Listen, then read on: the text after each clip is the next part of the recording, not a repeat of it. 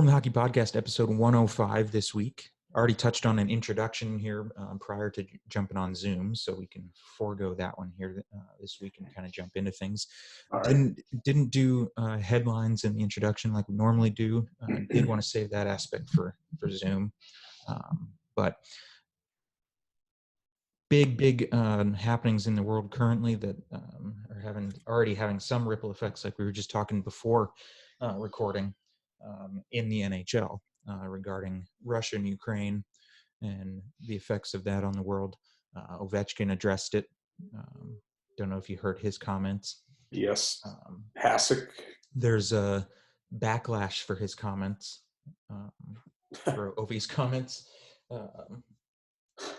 kind of absolving himself of any need to stand up against Putin by just simply but throwing the blanket term of I'm an athlete, not a politician. Unfortunately, the world, as much as I actually like that, I do like that. People need to do that more. I'm an athlete, not a politician. Don't ask me. I'm an actor, not a politician. Yes. Leave it alone. As much as I think that needs to be the case, Ovechkin has also been an avid supporter of Putin. Every chance he gets, he's in photo ops with Putin, and he's helping Putin on the campaign trail, and he's, all these different things. So his inability to outright, even if it is his own country, his inability to outright condemn what's going on has caused some major backlash. And from one of which from the likes of Dominik Hasek, who's come out and said that the NHL needs to suspend all Russian players, regardless of where their support lies in all this, just as a blanket optics call. I don't know about that, but I do feel that this is having more ripple effects than I think any of us wants to admit right now. You can't have it both ways. You can't be a musician or an actor or an athlete or someone that dissociated with the real world and then hide behind that. Either speak out and let everybody speak out, whether you support Trump or Biden or Putin or whomever. Let everyone have their say and don't censor people because they disagree with you. Or why don't we all just agree that people like Oprah and LeBron and people like that don't have an opinion that matters, and leave it alone? But they want it both ways. They want to be real mouthy about stuff that is popular and that they agree with, and then they'll hide behind, well, I'm just a comedian or something if they get any criticism. And you can't do it that way. Either stand for it or shut up. That's the way it works all the way across, and you could make the same argument for the police in Ottawa with everything that's going on.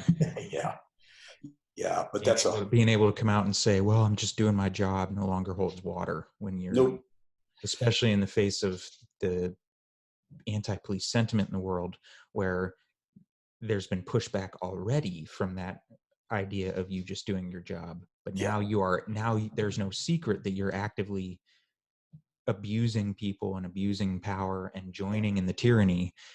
Now you can't, unfortunately, at least in Ottawa, I'm not saying the entire police force, me, I stand with the police, but at least in Ottawa and parts of Australia, there's no more saying with any credibility anyway that, I'm just doing my job. You're just a coward in a uniform if that's what you do. You're just a coward in uniform actively joining the tyranny. Anyway, we'll leave that alone. That's a whole different podcast, though. It's a whole different podcast, whole different topic. So we'll leave it alone. Big night last night in the NHL. We'll touch on this real quick before we get into the headlines. 10 goals for the Leafs last night, 17 total between them and Detroit. First of all, your team won, so let's look at the positives. Second of all, though, how do you feel about Detroit putting up a touchdown on Toronto? Well, if you saw it, you would see that any bantam goaltender in North America he probably would have gotten cut if he played as poorly as Mrazek or Campbell or Nedeljkovic or any of the four of them. It didn't matter. They were all impossible to hit. So, it was a debacle. It wasn't played that poorly from a team standpoint in the middle of the ice, but when floaters are going in all over the place from the blue line, like these are just glorified dump ins, and they're scoring. It was a debacle, and it's one that you have to park it and forget it and come back out next time, because that these goaltenders are better than that. It was just one of those games. Tiger Woods misses a bunch of 3-footers or something. It never happens, but it did. Big night in Nashville with the Stadium Series. Yeah. I think the outdoor game's becoming a bit trivialized. Yeah. The cash cow now more than anything, but and it always has been more of a special event than a hockey game. Especially if you're sitting there, you can't really see any of the game anyway. So it's more of a I get to say I was there type of event. But but for the city of Nashville and growing the game and making it special and doing all that stuff, hey, it was successful. Good for them. They put on quite a show, and it was a decent hockey game. So from what we saw of it, another good hockey game in Vegas last night, Vegas and Colorado. That was another good one. Yep. Yeah, that was really there's been several of those this year. Vegas and Colorado have had a couple of them. Vegas and Toronto, Colorado and Tampa and the Panthers. When there's a best on best situation, it's really, really cool. I love it. It's those are different games. Those are, unfortunately, this year there's too many games between Ottawa and Buffalo or something where it's kind of meaningless to the players, the fans, and everybody. And it's unfortunate because the lackluster, the lack of passion and things in those games is really it's a shame, but it happens. You fall on hard times. The trouble is this year there's half the league falls in that category, right? Yep. As we talked about last week, like there's easily 14 or 15 of the 32 teams are completely out of any reasonable shot at making the playoffs. Yeah. Are you tapping a pen? No, I'm tapping my my computer screen here. Sorry. Yeah. Just wondering, hearing clicking going on. Not tapping a pen. You're known for pen tapping whenever you're sitting around. So just curious. We'll dive right in real quick. We're on the Hockey Podcast. We touched on this in the introduction, but we'll touch on it here now that we're on Zoom. Social media, audio platforms, as well as the video platform on YouTube. Make sure you like and you follow War Room the Hockey Podcast at War Room the Hockey Podcast respectfully. Engage with us.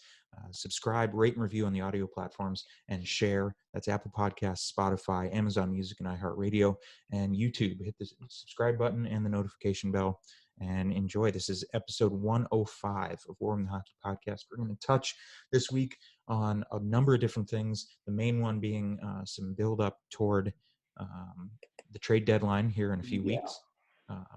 But before we get into that, we're going to touch here around the hockey world as we get into playoffs. Playoffs don't fall at the same time in every league throughout hockey. So some leagues are already there. BCHL teams have already clinched their playoff berths. NCAA, they are now to 1 or 2 weekends away from the start of their conference tournaments to lead toward the national tournament. So it's a good time to be a hockey fan. It's exciting. BCHL, only 5 or 6 teams, and I guess that's the hard part when you have, and it is junior, but I guess that is the thing with a junior league that only has 14 or 18 teams. Almost everybody makes the playoffs.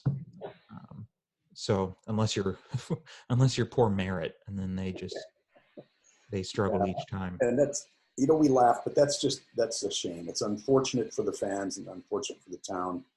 They support that team, and it's like you said before, it's a municipally owned, but boy, it takes better management to draft and develop and be competitive and put a good product on the ice. It's got to be done. Yep. So Cowichan Valley, Powell River, Coquitlam, and Surrey, and Merritt all missed out on the playoffs this year in BCHL. So everybody else has clinched. Alberni Valley clinched top seed in the Coastal Division. And Ticton's walking away in the interior, right? Ticton didn't walk away, but they did take first in the interior division over Salmon Arm. So it'll be exciting there. Every conference in NCAA has their tournament set, except for Hockey East and the NCHC. They've got a weekend or two left. Though if you look at the standings, seeding is almost pretty much set, even though the bracket isn't. Massachusetts sits atop top of Hockey East, and North Dakota sits atop the NCHC. But every other conference is pretty much set and ready to go here as their conference tournaments actually kick off this week. So, what is when's the drawing? When do they seed? Oh, for the national tournament? Yeah, it'll be in a few weeks. Let's see. I'll look it up here. I'll use the fancy Google machine. But it'll be in a few weeks. Usually they have the selection, I believe, after the conference tournaments, if I have my information correct, because conference tournaments give you your 6 automatic bids, right? Yes. Through conference winners, and then from there you'll get selection for the remaining spots. Forget my clicking. I'm actually doing something productive with my computer. I'd like, while you're looking that up, I'd like to say that if you took the over last night in Detroit, that was a pretty good looking bet. And I don't know if you could bet on the combined save percentage, but it was about 70. So yeah. Maybe 75. All right, 2022 Frozen Four will take place April 7th and 9th in Boston. So your regionals are taking place in Albany, New York, Allentown, Pennsylvania, Loveland, Colorado, and Worcester, Massachusetts. Let's see.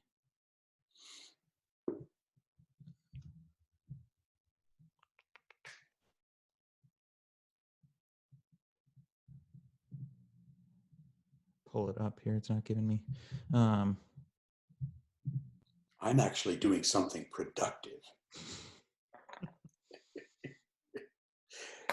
Could have looked this up before you hit record, man. Well, forgive me that I didn't know that you'd be asking all of these specific questions. Just curious. I'm just a fan. Just a fan. All right, so selection show March 20th. Okay. So they'll select the remaining seeds March 20th, and the conference tournaments will happen between now and then to give you your 6 automatic bids, and then they'll do the selection for the remaining 10 teams. But yeah, every conference is pretty much set except for Hockey East and NCHC. They got one or 2 weeks left in their season before their bracket is officially finalized. So. And Atlantic Hockey has a change to their bracket with Robert Morris out this year. So they will have instead of a 1 through 5 top seeds, they'll have 6 top seeds. Is Robert Morris the one that you said a few weeks ago that did away with the program altogether, but they're going to try to bring it back? They did away from the program. There was pushback on it. And so they went through the process, and they're bringing it back for the 2023 season, I believe. For whatever reason, the school did away with it, didn't find it productive or whatever the reasoning was, and there was some pushback on it, and now they're bringing it back for the 2023 season, I believe is the date. But in the Atlantic Hockey, it's normally the top 5 seeds get our automatic, basically, buys into what they would deem the quarterfinals, with everybody else playing to get to that point. But with no Robert Morris, there's now top 6 teams. So American International top seed, and so yeah. But you'll get a good matchup there. Air Force and Army playing in their first round matchup there. So that'll be fun. That'll be fun. So I talked to an Army, the what's the, sorry, I'm drawing dead on the name. It's what's the academy? West Point. West Point. A club hockey father at West Point who said that this is the best year that the Army team has had, I think, ever. Yep, this is the most competitive they've been, and now there's talks in terms of NCAA expansion that Navy will be coming in too. So oh, cool. So you bring in Army, Navy, and Air Force, and you have makes for good military academy battles. Yeah, it's already pretty good between Air Force and Army, but it'll be good to see Navy come in if they do. So, but yeah, we touched on that. We'll transition here. Trade deadline coming up in a few weeks. A lot of speculation, a lot of talk, a lot of rumors. Let's start with anything you've heard and where you see things falling. We already know who the sellers are going to be. I mean, you can always, like we just said, half the league is basically eliminated right now, and we already know who the sellers are going to be. But the big question mark isn't who needs what or who's available. It's how you juggle cap. And yes, in the playoffs you can get away with it, but if you mortgage the future for a cap issue, that just gives you at the deadline, then you're finished, and you can't. If you're $6 million over the cap into the playoffs, as is somebody like Vegas, or if Tampa or Toronto or Colorado or somebody like that, Florida, that's going into the playoffs obviously and has a legitimate chance to win, if they mortgage the future with a cap buster, now the deadline is over, and wherever your free agents, your UFAs, are going to go, you lose them for free. So there's a high cost to making that move, and it's something that with another is there 1 year left on the proposed flat cap? I think. I believe they extended it another year. I can't remember. It's all kind of blurred together the past few years, but there's still, either way, there's still a little bit of time left on it, and but even despite the flat cap, players still want their money. So you're seeing that issue in Colorado. Kadri's up, and he's having a career-making year, which means he's going to be asking for big bump in pay, and they likely will not be able to do it. So, but it's one of those things with trade deadline. If you bust your future, you mortgage your future for the sake of, and your cap for the sake of bringing in a big piece, you're basically backing yourself into a corner that you better win now. This is your year to win. Otherwise, it may not happen, with losing key assets, inevitably losing free UFAs because of the cap situation. And now what? Because now you don't have the pieces to fill in for those free agents that are now walking. So now what? So it creates a situation, unless you're just that good at managing your organization, creates a situation where you almost have to win now. Otherwise, you're starting again. So that's exactly why now you have a director of player personnel and player development, and you have a capologist. So you got to have an accountant along with a player development team, because it doesn't matter how well you develop the players if you can't manage the salary. So you look around, and who's in the catbird seat of the teams that are basically playoff locks, that still have a considerable amount of cap space to play with. Only Nashville and the Rangers. They're the only two. They've got $7, $8, $9 million of cap space, and they're they're in the playoffs, so they've got ways that they can maneuver without screwing themselves to the floor for next season. Nashville will be in a situation though if they get Forsberg done. Yeah.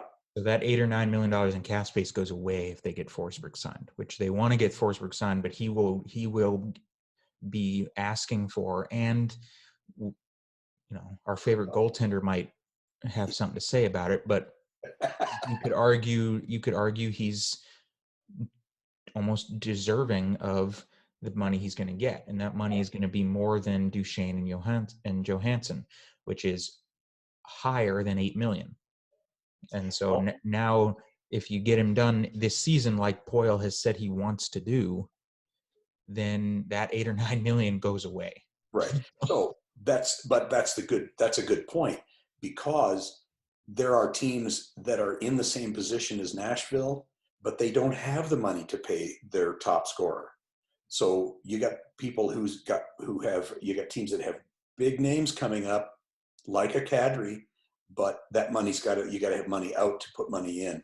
And the ones that conversely are in deep trouble because they are so far out of the playoffs and over the cap by a lot. Montreal jumps out. Winnipeg has got their share of problems. Vancouver Canucks, Chicago, Philadelphia. There's a lot of teams on the list of clubs that are in the playoffs or not in the playoffs, and they're going to have to shed $8, $10, $12 million just to get under the cap. So what do you do there? And when you're getting rid of those big salaries, first of all, if you're getting rid of a $7 million guy who's got some term left, who has 3 or 4 years left, nobody's got any space to put him. If you're getting rid of a $7 million guy who is up at the end of the year and UFA, his value is next to nothing because you're probably not going to re-sign him. So you're going to rent him for a third rounder. It's a really, really small box to be put in. And that's going to make, if you're asking about the trade deadline, I'm going to say movement is going to be very, very limited, especially where any big names or big salaries are concerned. I think there's going to be a couple of depth pieces, maybe a couple of depth defensemen, maybe a backup goaltender. Depth will be key. Big pieces moving around, I don't see it. Depth will be key because like we've seen in the past year or two, the teams that are looking for these big pieces are also the teams that aren't in a position to be able to do it. Right. We said it last year during free agency with the speculation of Landeskog wanting 9 or 10 million, and how's a team going to do it because Landeskog wants to win, and the only teams thus that could do it are teams that are contenders. Contenders already have their cap situation locked up. So how are you going to be able to bring in a $9 or $10 million guy without then giving up a $9 or $10 million guy to make room for it? It's the same argument to be made now. Big questions leading to the deadline, for example, Marc-Andre Fleury. What team needs a goaltender in the playoffs? Every team should, if they don't already have one. But what do you have to give up, not only of your pipeline and your future to get a guy like that, but also what do you have to give up cap-wise to make room for it?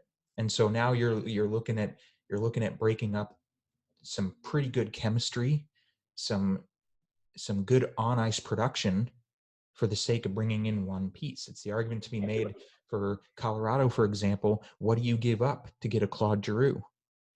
Yeah. Who do you move and what do you give up? Because Philadelphia is not going to sit by and be okay with losing Giroux for a draft pick and a prospect. So they're going to want a roster player as well. So who is that? And are you willing to part with a Jost or a Comfer or a Kubel or anybody like that just to bring in Giroux, and now you got a new piece that you got to mesh with down the stretch, when in reality your team is meshing real well right now. So it's the $1 million question. Yes, that's a great example of that potential change in probably 10 different teams a big piece like a Giroux or a Ben Sherratt or somebody like that. But in the case of Giroux, you're going to have Jost and Comfer and Newhook and your great prospects, your good middle six guys. You're going to have them around for a long time because they're not expensive. They're productive. They're good at all three zones, and they're not expensive.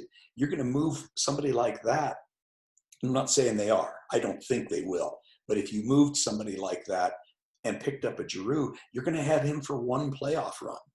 And then you better have somebody in your pipeline that's going to come up and take Tyson Jost's place, because you're not going to have either one of them next year.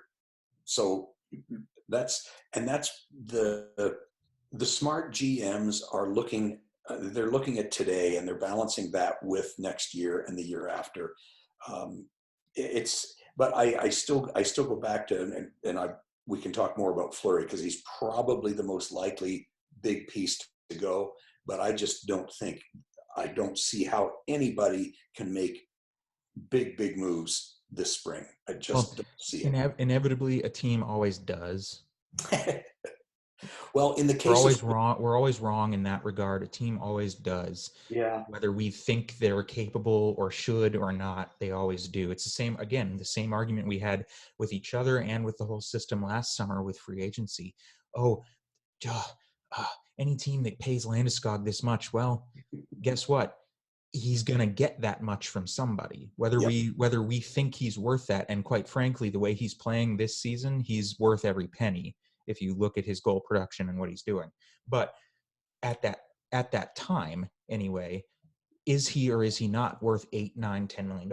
Well, maybe he is or maybe he isn't, but whether we think he is or isn't, a team's going to give it to him. Inevitably, they do. It just is what it is. Well, we're wrong in that regard more than I want to admit. And so a team is likely going to make a big splash to add a Fleury or a Giroux or a Phil Kessel or somebody like that. The only thing with Phil Kessel that you can have hope with is that the reputation Arizona has right now is that they're willing to move pieces for just a boatload of draft picks. And they'll retain salary, which is it's a huge deal right now. So with Fleury in mind, let's stick with him for just a minute. He would be a perfect piece to go to a team that is a legitimate contender that has a serious question in goal. Who stands out other than, let's say, Edmonton, who, you could argue whether they're a serious contender or not, with a real proven goaltender, maybe they go from a B- to an A- or something in the playoffs. But who stands out as Washington Capitals? I mean, they play well, but you have to question Samsonov and their whole goaltending situation. After last night, maybe Toronto needs two goaltenders. I don't know. Minnesota. I like Kakkonen. I mean, I don't tinker with Minnesota too much. How well do you trust Talbot and Kakkonen, though? I've seen Kakkonen play a handful of times, and he is probably within a year or two. You can put him in the conversation with the kid in New York. There's an argument to be made of, there might be a team or two that, oh man, goaltending without a doubt is their issue. And then there's a few teams where you don't know if it's their issue. Right. Because it's unproven.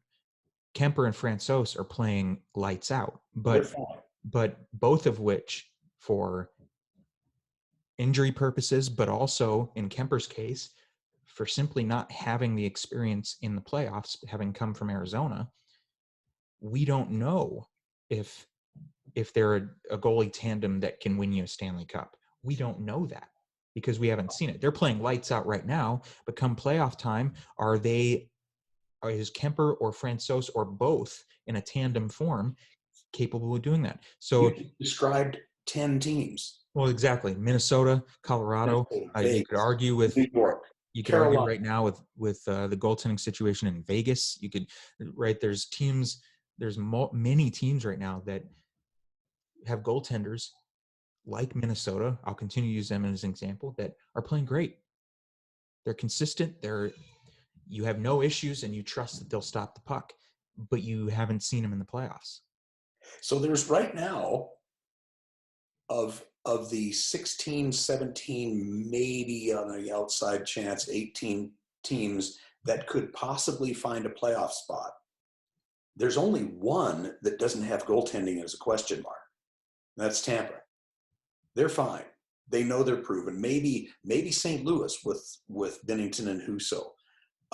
But everybody else has to say, Carolina, Florida Panthers, Calgary, everybody else who is a legitimate contender right now, Colorado, they have to say, yeah, we're a really good team and we're playing great and we're at the top of the league and we're a legitimate Stanley Cup winner contender, not just a deep playoff run, but our goaltending is unproven.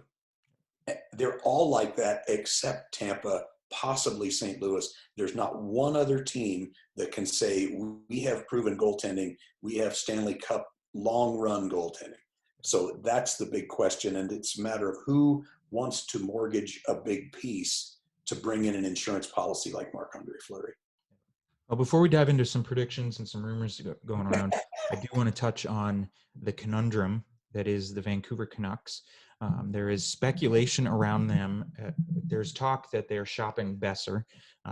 There's talks that JT Miller is out there, though they want to keep him. I have seen, read, and heard that what they do with one or both of those two, Miller and Besser, will tell everybody where they see their team. Yeah. So if they move, meaning if they move Besser and or Miller, and I'm going to go a step further and say all they have to do is move one of them, not both of them. Right. If they move one or both, that's them telling the league and everybody around that they are not there yet, and they're rebuilding. They're still building. They're still working. If they keep both, then that's them telling the hockey world that they feel that they're better than what the standings say, and they're ready to compete. Whether or not that's the case, and whether or not we agree with that sentiment, can be debated and discussed. But from everything I've seen, that's the mentality. Keep one or get rid of one, if not both. You're still working, you're still building. You keep both, you're ready to compete despite what the standings say this year. How that falls, I don't know, but Vancouver's also falling in the wokeness trap with with some of their hires lately and everything, and that's nothing against Cami Granato. Oh, absolutely not. She's absolutely nothing wrong with that. Nothing wrong with that, man or woman, black or white. If your credentials and everything show that you're worthy and that you're worthy of the job, but at least on paper, they're falling into this wokeness trap of let's make history and hire these people for the sake of this. So anyway, you brought up Vancouver, and that's a good point because they're an interesting team. When I look down their roster and look at their salary structure, all they are is they're just underachieving for who they are. I mean, this is a team that really should have gotten more out of themselves a long time ago. And that's not, I think Travis Green is a fantastic coach. Something just went wrong there. And when you have a team like this that is put together well, they've got depth, they've got some goaltending, they've got a good pipeline of young players, they've got some youth, size, they're pretty good 4 or 5 deep on defense. This is a team that just should have been better all the way through. Like, I know they had a few guys banged up, Pedersen and Besser both, but when this happens, this is what makes the sport so cool. And I suppose this applies to every sport. Yeah, this is a really good team. I thought they would be one of the better teams in the West this year, maybe one of the 4 or 5 best teams in the West. And they're really seriously looking at flunking out of the playoffs. So it's just underachieving. And so would I blow them up? Would I move Besser or JT Miller, both of which are at the top of the rumor list. I like them both. I mean, how do you build a good team? How do you rebuild a team without somebody like that?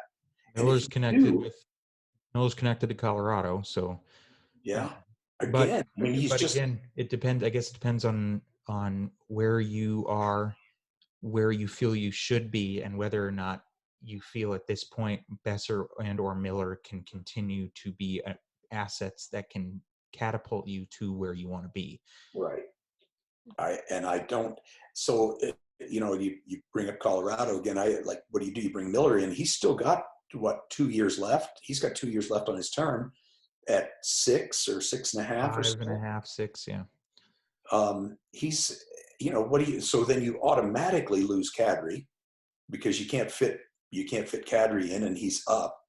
And you automatically are going to lose probably a pretty sturdy draft pick and a prospect or a roster player, and that's a lot to give up to break your cap. And other than winning faceoffs, like I do not blow up Colorado because they're tough in the faceoff circle, because Well, they're not. I don't see Sakic doing that. I've come to trust Sakic in his decisions. I don't see Yeah, him blowing it up for the sake of that. He's known to only make a move if it benefits them. So yeah, some faith there that nothing will get blown up and these pieces won't disappear for the sake of whatever you want to call it. But there is speculation nonetheless. Miller, Fleury, whatever, Drew. But I want to touch real quick, since we're in rumors, of two teams that I think you and I both can agree we thought would be there in okay, Winnipeg and Dallas. yeah, Okay. Winnipeg up 3-0 against Colorado the other night. and got run out of the Lose building. 6-3. Yeah, Big talk right now that Scheifele's on his last year with Winnipeg. Whether that's the case or not remains to be seen, but there's talk about it. And trade deadline, if they're not in a playoff spot, you're looking at Andrew Kopp and Paul Stastny being assets to be moved.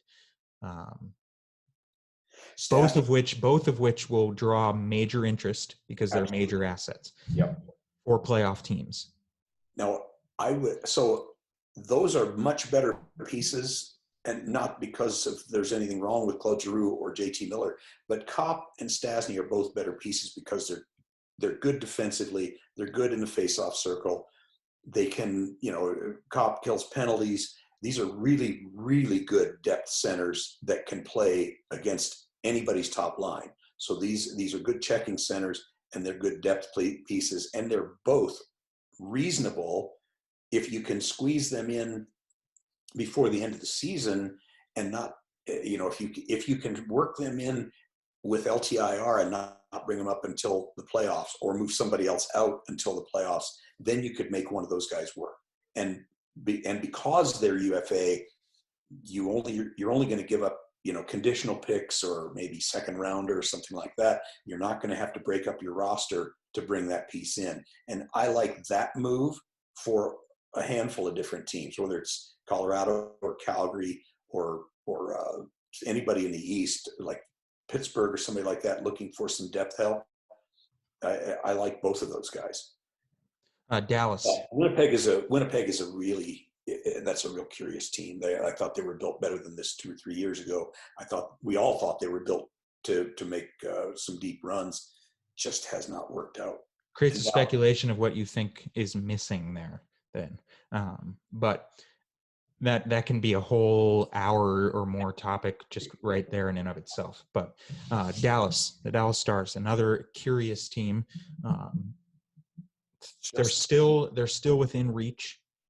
Yeah, But on the outside looking in, a team again like your thoughts on Vancouver that I thought would be one of the top 4 in the Central, at least in the Central, if not in the West, with how they're built and with Ottinger playing well and their production, all that stuff, but they're just not. John Klingberg has requested a trade. likely to see him moved, at least if not at the deadline, then during the offseason, depending on where Dallas falls playoff wise. Yeah, he's got 1 year left. That's another team there. That's a team to me. When I look at that roster, I look at the age, the size, the skill, the pipeline, and the salary hits. This is a team just like Vancouver.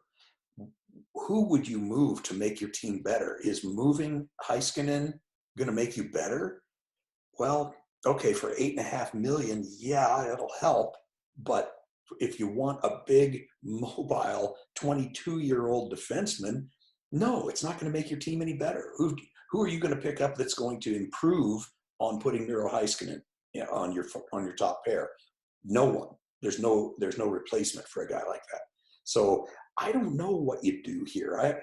This is a team that you could start tearing it down, but then you're in a very long quagmire, and I don't know. But if you gamble that you're going to make a second or third round run, and they underachieve, as Vancouver has, as Dallas has, and Winnipeg has most of the year, now you're just 1 year further into being boxed in. And that's why, you know what? Think about this, Evan. You and I talk all the time about the awkward position when you're stuck in the middle. Yep. You're the top of the league. Okay, I can move a piece. I can do this. I can make a trade, bring up a guy. I can cut somebody loose and bring in a Joe Thornton or somebody like that. If you're at the bottom of the league and you're just piling draft picks like Detroit or somebody, then you've got a rebuild going. New York Rangers did a great job of it. Montreal's going to have a lot of work to do, but bottom is good if you're rebuilding. Top is good if you're competitive. Those 8 or 10 teams in the middle, that's just no man's land. You have to, at some point, you've got to look at that roster: Dallas, Winnipeg, Vancouver, even Edmonton. You got to look at these rosters and say, we got to blow this thing up and start over again, or we've got to make some really, really bold and somewhat dangerous moves to try to win in the next 2 or 3 years. Because that's your window with Scheifele, with Jamie Benn and Sagan, with Pettersson, with Johnny Gaudreau, with McKinnon, like McDavid. There's a lot of teams with windows that you're going to have to make bold moves to win in the next couple of years. Yep. There's ways to look at trades involving big name guys. You could argue Klingberg might fall in that category. Two ways for a trade like that to fall: pure hockey trade, money in, money out, or whether the player necessarily likes it or not, he gets moved to a team that isn't necessarily in the playoffs this year. Right? So he gets moved to a team that's on the outside looking in. Right. Hoping that maybe adding a Klingberg, for example, since I'm looking at him right here, will be the catalyst to either get them there, or combined with what you do in the off season can lead you there next year. Otherwise it's a money in, money out situation, which really puts you, unless a guy like Klingberg, again, just as the example, is far and away better for the money he's making than the guy he's being traded for.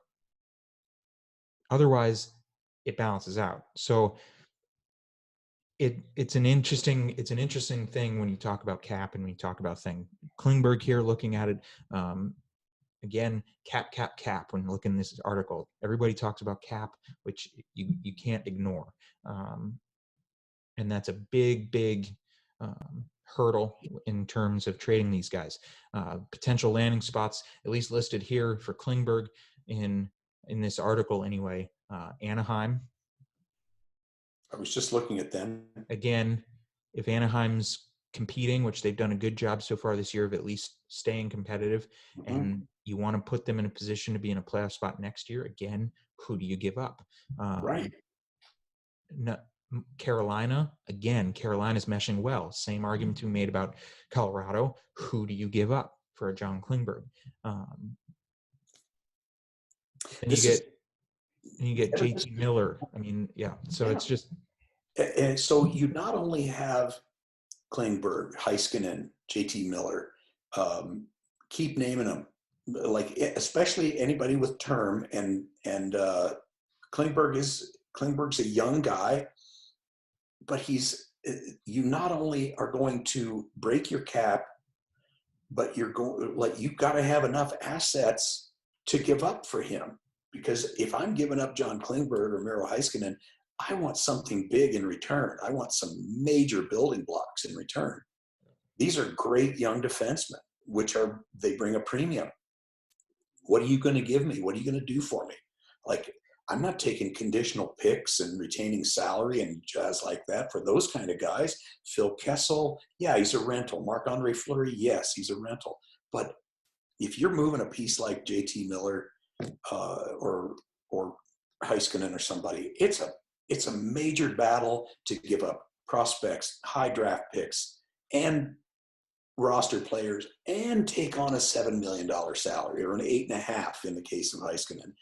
It's just the list gets so short when you start qualifying teams on the basis of who's got the cap, who's got the prospects, who's got the willingness. You end up a lot of times with zero. And that's why I go back to this being a pretty boring trade deadline. wonderful wisdom from Turd Ferguson, everybody. Call Turd. I got the answers. JT Miller. We spoke on him. This article, potential landing spots, Toronto. He's been linked to Colorado. Yep. Another potential landing spot, Minnesota. Again, we all love these articles. We all love to do things ourselves because, hey, it sells copy and, hey, it brings in listeners and, oh, it makes headline. But again, honesty and objectivity is the best policy. And when you look at this, who does Minnesota or Toronto or Colorado have to give up for a JT Miller?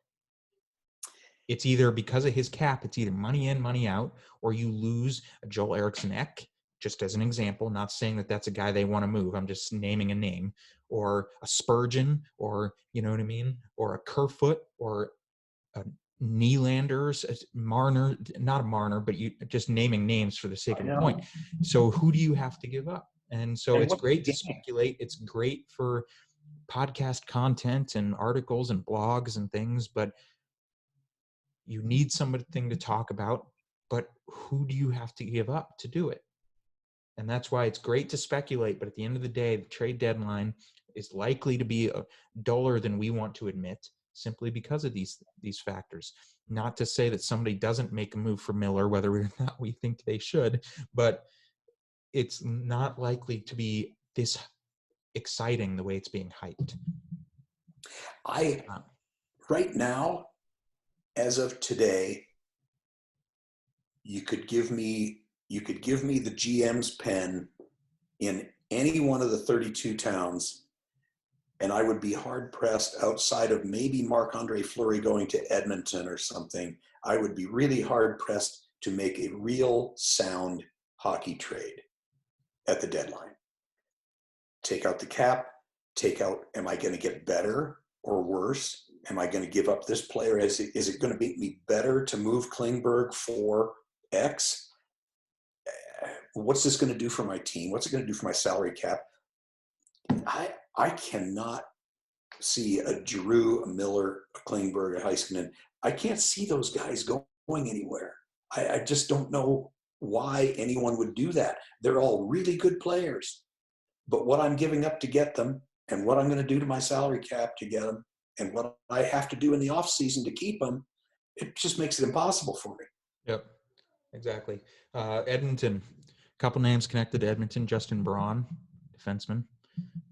He's a pending UFA with a 1.8 cap hit. There are also two names from Long Island that are connected to Edmonton: Semyon Varlamov and Scott Mayfield. Again, the Islanders, along with the Flyers, two teams that we thought would be there in the East that aren't. Phil Kessel connected to the Bruins. Yeah, that makes sense too. You go back to Boston. And well, and in in Kessel's case, I think this is the last year that Toronto still has him on their payroll, if you can believe that. He's been through Pittsburgh and Phoenix, and now Toronto's still paying him, or they were, I think, as of the end of last year. I don't know if he's still on payroll or not. But yeah, you've got teams now that have really obvious need to bust things up, and you named a couple of them, Philadelphia and the Islanders. There's some others. Then you've got, oh, I don't know. I don't even want to go down the path of the teams stuck in the middle, like Columbus and Dallas and Vancouver and a bunch of other guys that are just got to make the decision, blow it up, or make a bold move to win in 2 years. Within 2 years, what do you? So I've been rambling. What do you think's going to happen here? What do you see? Regarding who? Everybody, like the whole deadline. Like start someplace. We think Fleury's going to go, right? It's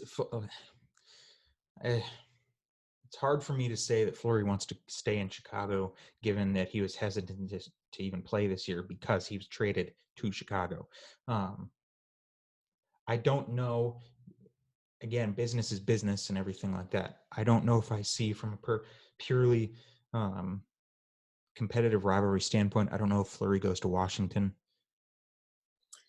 That Washington would make a lot of sense to me. It would, that's a but good team without proven goaltending. It would. I don't know. I look at it too from a perspective of having been in a locker room myself. Obviously not at the NHL level, but having been in a locker room myself from a competitive standpoint. Business is business. I get it. Rivals change teams to other rivals all the time. All those years in Pittsburgh, it's hard for me to imagine Fleury in a Capitals uniform. Doesn't mean it won't happen. That's purely an emotional opinion from me, but it's hard for me to imagine him wearing the red and blue in Washington. I still got him in Edmonton, and even because just this past few days, Nugent Hopkins is hurt. He could very easily take his 5.5, 5.2 or whatever Nuge makes and go on LTIR into the playoffs. So Fleury might be able to be squeezed under the cap in Edmonton, and they probably are a bubble team that needs a goaltender worse than anybody. Washington is a legitimate contender with proven goaltending. That's probably that's the practical limit for me. I wouldn't see anybody else making those kind of moves. JT Miller is likely to move. Yep. He's likely to be the one moved before Besser, if I'm being honest. Mm-hmm. Big center. Though the speculation in Vancouver is that Miller's the one they want to keep. I see, and I could be wrong, I see Miller being moved. Now the question again comes, who picks him up and for what? What do they have to give up? But he'd be a great fit for any team that picks him up. But it's a matter of what they have to give up to get him. But I do see him moving. If I'm wrong, I'm wrong. A piece that and again, Paul Stastny's great. Love to see a reunion of him in Colorado. Mm-hmm. Again, because of his $7 million cap hit or whatever he's making now. He's only making like 3.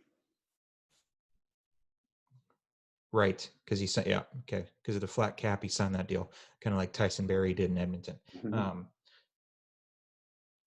See him brought in, reunion in Colorado, maybe. I'd like to see that, believe it or not, more than Giroux in Colorado.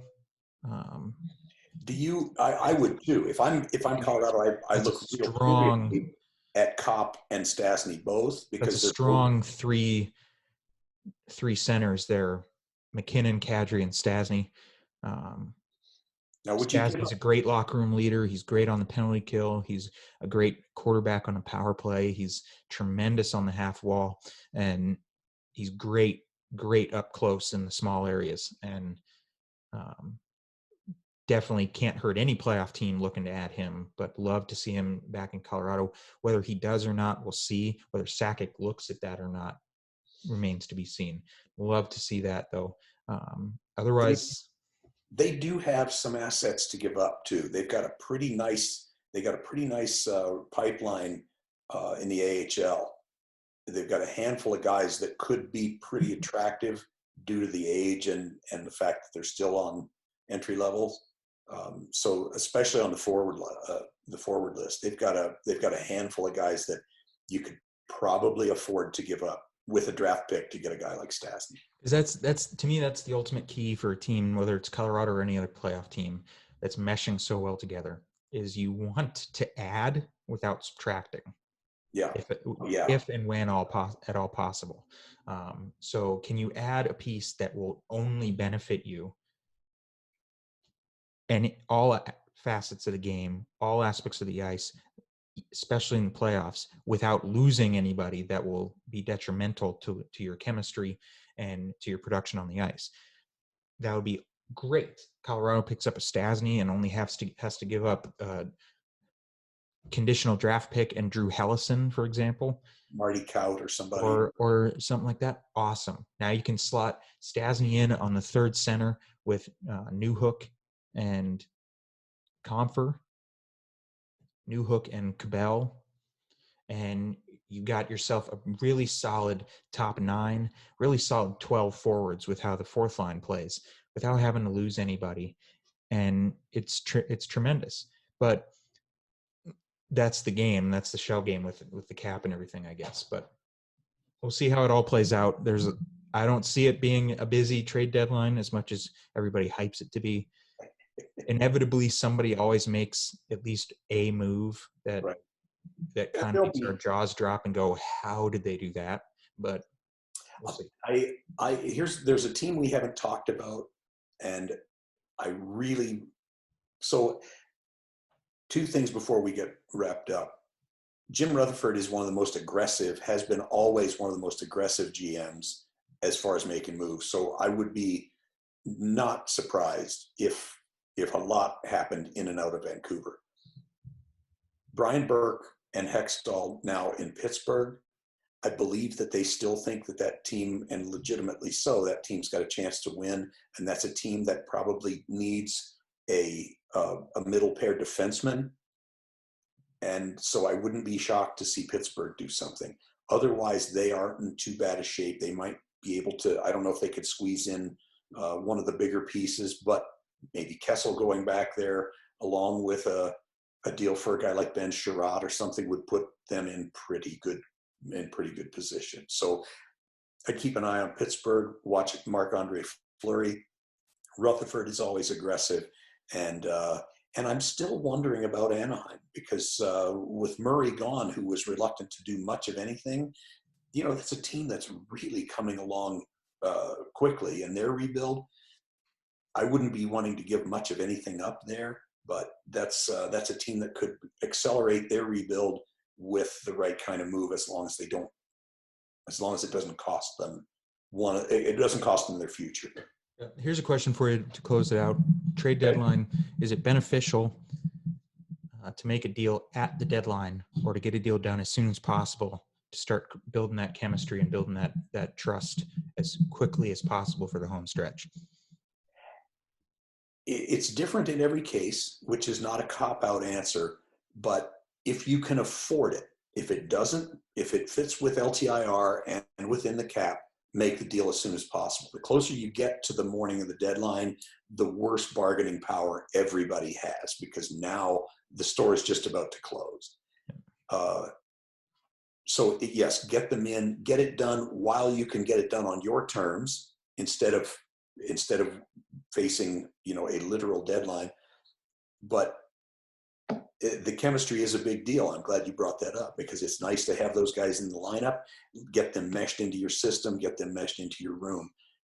The only way that it doesn't make sense to do it as soon as possible is if you're playing salary cap roulette and you're putting somebody on LTIR, you want to bring that $6 million Fleury contract in as late as possible, so that you don't have to put somebody on waivers or buy somebody out before.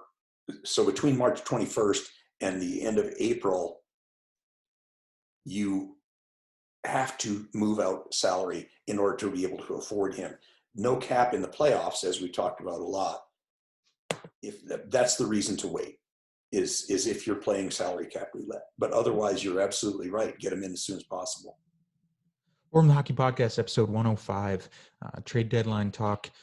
Thanks for joining on Zoom this week. We have a lot to look forward to. Conference tournaments starting in the NCAA, BCHL playoffs kicking off here soon, and the trade deadline coming up here in 3 or 4 weeks. So it's exciting stuff. Home stretch to the playoffs. Looks like we're one shout out.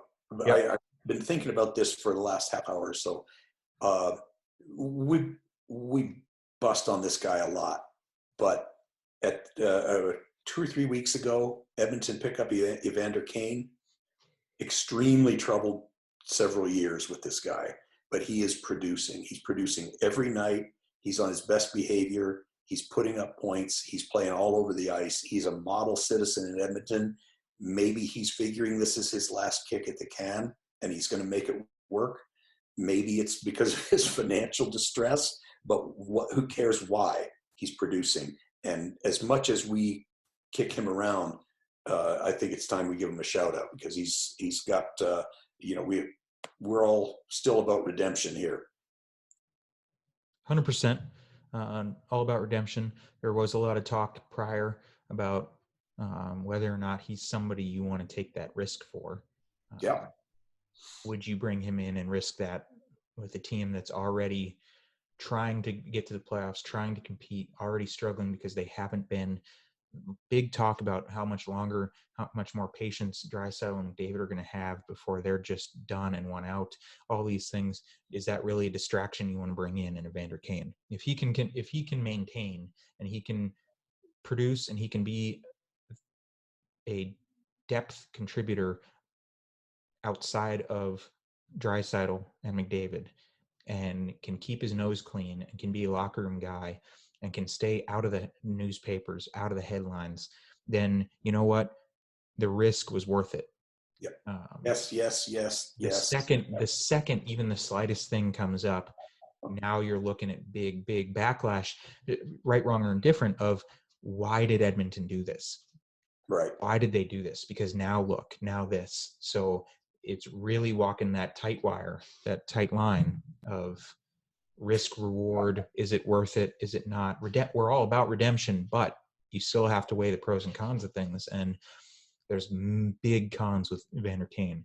If he can continue doing what he's doing, then applause to him, applause to Edmonton, all across the board. But the second the slightest thing comes up, you're looking at major backlash. So he at the low bargain cost that they're paying him, he might, because of his production, he might be opening up the door for them to move somebody else and clear up some space. Who knows? But we'll see. It's going to be fun.